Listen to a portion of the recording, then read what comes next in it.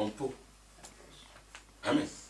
Donc les dents, le vêtement en dents en cuir, c'est Dieu qui a commencé à faire. Pour cacher leur le premier tailleur, le véritable. Amen.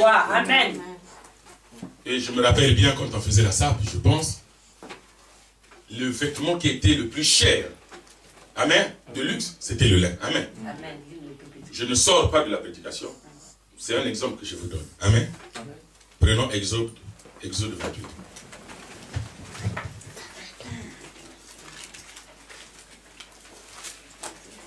Amen. Exode, chapitre 28. Nous prenons le verset 29.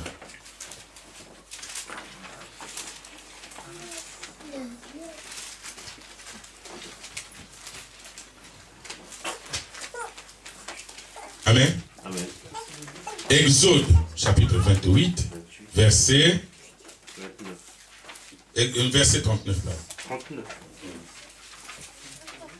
Qu'est-ce que Dieu dit?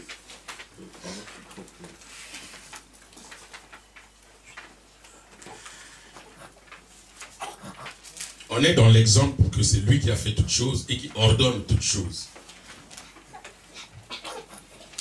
Qu'est-ce que la parole dit? Amen. Amen. Nous avons la parole de Dieu. Amen.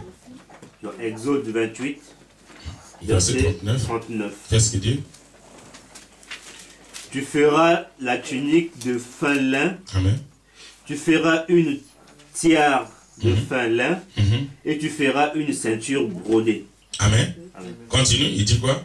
Pour les fils d'Aaron, tu feras des tuniques, tu leur feras des ceintures et tu leur feras des bonnets pour marquer leur dignité et pour leur servir de parure.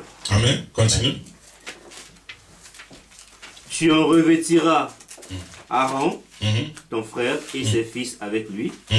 Tu les oindras, tu les consacreras, tu les sanctifieras, et ils seront à mon service dans le sacerdoce. Amen. Amen. On continue. Fais-leur des caleçons de lin pour couvrir leur nudité. Amen. Ils iront depuis les reins jusqu'aux cuisses. Amen. Aaron et ses fils les porteront. Amen. Quand ils entreront dans la tente d'assignation ou quand ils s'approcheront de l'autel pour faire le service dans le sanctuaire. Amen. Amen. Dieu recommande même qu'il faut faire à quelqu'un un caleçon en lin. Est-ce que si tu dis que c'est Dieu qui a ordonné que va c'est la moto-caleçon, vous savez pourquoi vous portez les caleçons? Voilà. Donc tout est calqué, mais les gens pensent que non, c'est la rigolade. Mais c'est écrit, c'est Dieu qui a ordonné. Amen. Faites-leur des caleçons. Amen. Partons des reins aux cuisses. Amen. Maintenant, les gens n'aiment plus ça. Ils veulent les mingondo. Amen. Même les grandes personnes, hein, que ce soit les papas ou les mamans, ils n'aiment plus ça. Même les mamans, ils aiment des filles maintenant. Oh, des strings. Elles sont contentes. Amen. Amen. Voilà, Dieu a recommandé de bien. C'est pour ça que quelqu'un d'autre avait été inspiré, il a fait des cyclistes. Au départ, c'était pour le coureur, maintenant c'est tout le monde qui le met. Les hommes et les garçons, les hommes et les femmes, ils les mettent même. Dieu est merveilleux. Amen. Et il a fait toutes choses. Tout. Il n'y a rien que Dieu n'a pas fait. Bon, maintenant, si Dieu a fait toutes choses, pourquoi nous nous entêtons de ne pas le suivre? Voilà, donc il y a un problème. Amen. Amen. Mais si tu sais que cette personne possède beaucoup de biens, il a toutes choses. Mais tu vas t'arranger pour le fréquenter. Amen. Amen. La dernière fois, j'ai donné l'exemple ici que si tu vois qu'il y a un enfant d'un président, d'un ministre, qui fréquente une personne que tu connais, que toi tu dis bonjour, toi-même tu vas chercher parfois ces moyens, même de doubler cette personne, de passer même en dehors de cette personne, pour aller se rallier avec cette personne, pour aller créer cette connaissance. Amen. Amen. Oh. Amen. Amen. Bon, si nous le faisons charnellement, mais pourquoi Dieu qui est là, j'ai entendu qu'il a béni quelqu'un, qu'il a guéri un tel, il a fait ceci, il s'est manifesté. Pourquoi toi tu ne veux pas le chercher? Pourquoi tu ne veux pas vers lui? Pourquoi tu ne veux pas construire avec lui? Mais c'est qu'il y a un problème. Amen. Peut-être que je suis en train de me tromper, hein, je ne sais pas. Ou peut-être que je suis en train de délirer. Comme il y en a qui avaient dit que le pasteur Serge est en train de délirer. Ils n'ont qu'à aller faire leur église. Amen. Nous, on est tranquille ici. On ne veut pas des hypocrites. Amen. Amen. Celui qui ne veut pas rester parmi nous, parce qu'on dit la vérité, il n'a qu'à aller faire son église. Nous, on va continuer. Et Dieu sera parmi nous. Et il y aura toujours des miracles. Amen. Amen. Le miracle, ce n'est pas ce que les gens pensent. Le miracle, c'est la parole. C'est la parole qui change, qui bénit. Amen. Amen. C'est tout. Avec qui tu construis, frère? Dis-moi. Il faut consulter Dieu. Les gens de nos jours ne veulent plus consulter Dieu. Il y en a qui abandonnent même de consulter Dieu, de prier, de demander à Dieu, mais ça me fait mal ce problème-là. Comment est-ce que je peux faire pour avoir la solution? Mais tu sais que la solution se trouve avec Dieu. Va auprès de Dieu. Amen. Au lieu d'aller chercher un tel. Consulter. Regarde un peu la consultation. Quand quelqu'un se sent en état de fébrilité, qu'est-ce qu'il fait? Il va consulter un médecin. Amen. Quand il va consulter le médecin maintenant, après l'avoir palpé, après l'avoir examiné, il fait quoi? Il lui prescrit l'ordonnance. Amen. Bon, est-ce que l'ordonnance guérit? Non. Amen. Si quelqu'un va voir un médecin, amen. Si quelqu'un va voir un médecin, le médecin l'examine, il fait son diagnostic, après il te donne l'ordonnance. S'il donne l'ordonnance, quand tu vas à la pharmacie pour acheter ton médicament qui va te guérir, c'est le médicament qui guérit, ce n'est pas l'ordonnance. L'ordonnance, c'est seulement le papier, là, ce que le médecin a écrit. Maintenant, il faut faire usage de ce que tu vas acheter à la pharmacie. Mais avant que tu donnes ces produits, le pharmacien te demande, où est l'ordonnance? Amen. Quand tu donnes l'ordonnance, tu prends ton sachet avec tes médicaments. Quand tu arrives à la maison, quand tu as pris tes médicaments, et que tu es guéri, si on te dit de nous montrer ce qui t'a guéri, entre les médicaments et l'ordonnance, tu vas montrer quoi? Alléluia. Oh, tu vas montrer quoi? Bon, pourquoi tu ne montres pas l'ordonnance? Il y a un problème. Notre ordonnance à nous, c'est Jésus-Christ. Amen. Amen. Au travers de sa parole. Les médicaments, c'est Jésus-Christ lui-même aussi. Bon, maintenant, pourquoi toi tu ne veux pas aller auprès de ce médicament-là que tu connais qui guérit toutes choses? Regarde. Donc on ne veut pas construire. On ne veut pas que nous soyons bien portants. Donc on fait exprès. Amen. Amen. On fait exprès. Parce que si tu sais que cette personne-là peut t'assister, mais tu vas aller auprès de lui. Et nous le constatons même hein, quand quelqu'un... Je suis en train de parler de construction. Regardez. Prenons... Ésaïe 34, verset 7.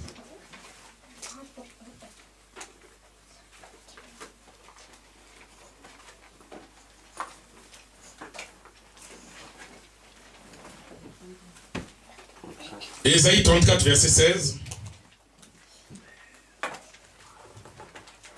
Et quelqu'un d'autre va chercher Galates 1, verset 16.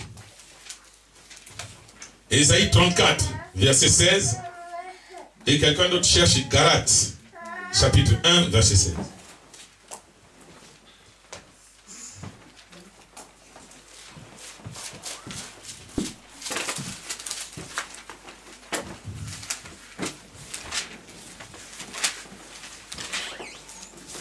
Amen.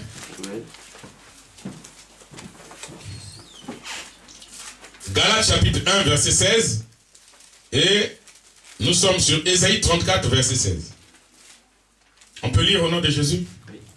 Faisons la parole de Dieu. Amen. Ésaïe 34, verset 16. Amen. Consultez le livre de l'Éternel et lisez. Aucun d'eux ne fera défaut. Amen. Ni l'un ni l'autre ne manqueront, car sa bouche l'a ordonné. Amen. Amen. Oh. Amen. Mais on n'a pas suivi, on dit. C'est Dieu qui a ordonné. Il a dit quoi?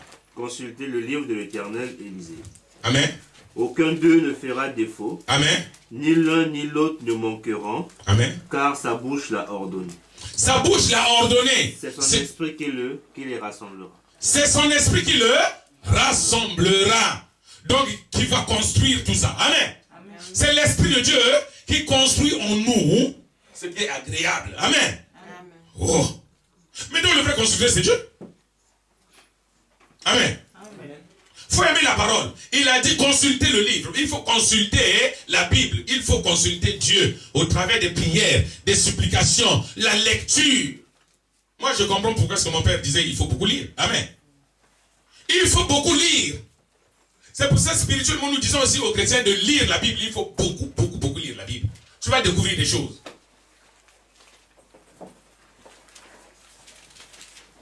Au Congo, ou en Afrique, les filles ou les sœurs étaient très fortes, des championnes. De lire les livres des aventures où on mettait des hommes et des... Comment? Amina. Champion de lire ça. Amina. Il peut lire Amina au moins 3 livres à Amina. Les aventures là pour prendre des réponses qu'il va donner aux garçons. Amen. Il y a aussi des garçons qui lisent ça pour donner des réponses aux femmes. Amen. Pour les piéger. Mais pour lire la Bible aujourd'hui là, c'est devenu un grand problème. Regarde un peu. Quelqu'un peut te finir un roman en 2 jours ou 3 jours. N'est-ce pas? Mais lire seulement au moins 4 pages de la Bible. Mais c'est un grand problème. Donc nous faisons exprès. Galates. Après on clôture. On va clôturer les 18h. Galates 1 verset 16. On va clôturer sur 2 Samuel 5, 9. Galates chapitre 1 verset 16. Après, nous allons clôturer sur 2 Samuel, chapitre 5, verset 9, et 2 Samuel, chapitre 2, verset 1.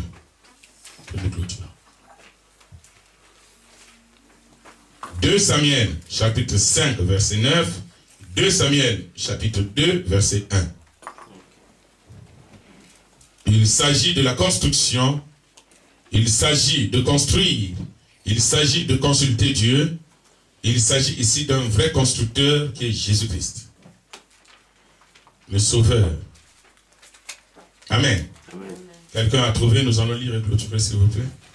Nous avons la parole de Dieu. Amen. Dans Galates 1, verset 16. Alléluia. De révéler en moi son Fils. Amen. Afin que je l'annonçasse parmi les païens. Aussitôt, je ne consultais ni la chair, ni le sang. Amen. Aussitôt, je ne consultais ni la chair, ni le sang. Amen. Donc, il ne consultait personne. Pas encore les marabouts. Amen. Ni les magiciens. Mais il consultait Dieu lui-même. Parce que l'Esprit de Dieu lui parlait. Amen. Et nous allons le voir maintenant dans Samuel. Amen. 2 Samuel chapitre 5 verset 9. Qui peut nous lire?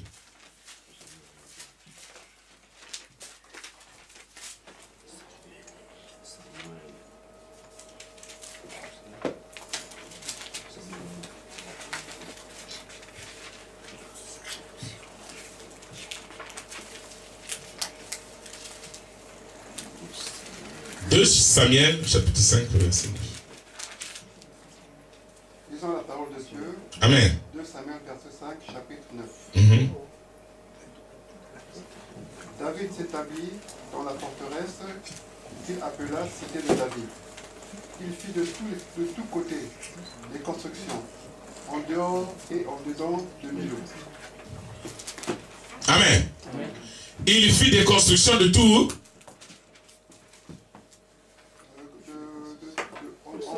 En dehors et au-dedans de Milo. Amen. En dehors et au-dedans de Milo, il a fait des constructions. Mais quelle construction David a fait? Il a construit des choses en faveur du peuple de Dieu. Amen. C'est pour ça que le peuple de Dieu aimait David. Malgré les désagréments qu'il avait causés, mais il a construit. Maintenant, si toi tu construis avec le Seigneur, tu es en train de construire une maison spirituelle.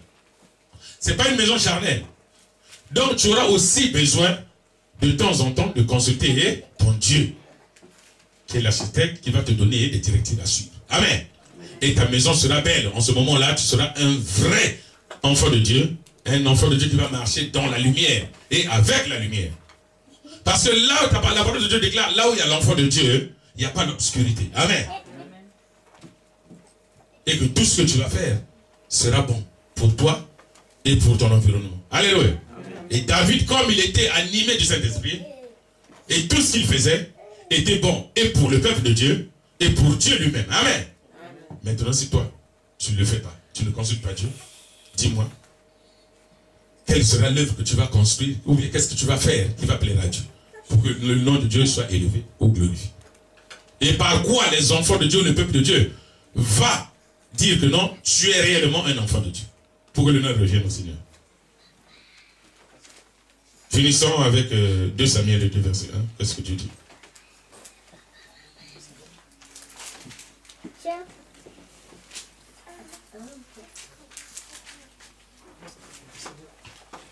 Lisons la parole de Dieu. Amen. Dans 2 Samuel 2 verset 1.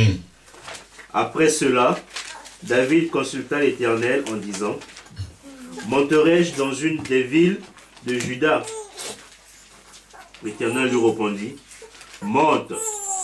David dit: où monterai-je? Et l'Éternel répondit: à Hébron. Alléluia. Amen. Tu vois quelqu'un qui consulte Dieu, Dieu le parle, il lui donne des réponses. S'il suit ces réponses-là, il a la vie sauve. Amen. Amen. Maintenant, est-ce que toi tu consultes Dieu? Voilà le problème. Voilà. Il ne faut pas suivre les idolâtres. Nous devons pour clôturer, mais lisons Deutéronome 18, verset 11. Et nous clôturons.